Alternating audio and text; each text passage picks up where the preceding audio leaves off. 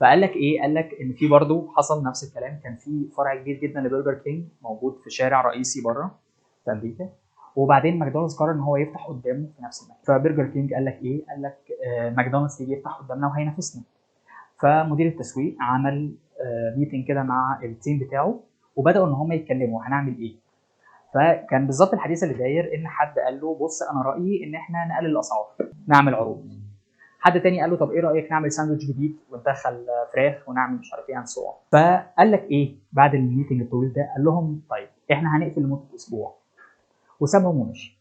ساعتها الموظفين حرفيا هم قالوا يا اما الراجل ده مجنون يا اما الراجل ده متآمر على برجر كينج.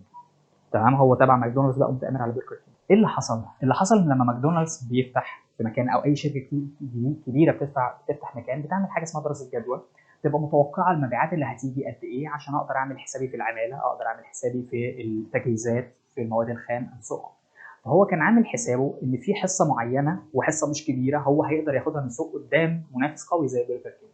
لما برجر كينج قفل مع يوم افتتاح ماكدونالدز، كل الناس راحت فين؟ ماكدونالدز، ما هو فيش برجر كينج بقى. جت ساعه الغداء كل الناس راحت على ماكدونالدز، لقوا برجر كينج قافل فراحوا على ماكدونالدز. ايه اللي حصل؟ حصل لخبطه مش طبيعيه، مش لاحقين يعملوا الاوردرات بتتاخر، الناس بتتخانق.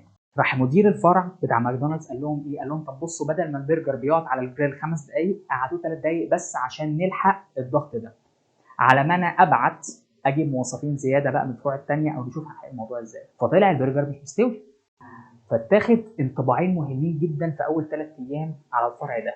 اتاخد انطباع ان هو بيتاخر جدا في الاكل، وان كواليتي الاكل ايه؟ مش حلوه. جميل. فضل كده لمده اسبوع. بعد اسبوع برجر كينج بالمناسبه كان منزل يافطه كبيره كده ان هو مقفول الاصلاحات. بعد اسبوع برجر كينج فتح. اللي حصل ايه؟ ساعه الغداء ولا واحد في ماكدونالدز. وبرجر كينج ساعتها كان متوقع ان كل الناس هتروح له، فكان مجهز نفسه لده. ماكدونالدز بالظبط شهر قفل الفرع.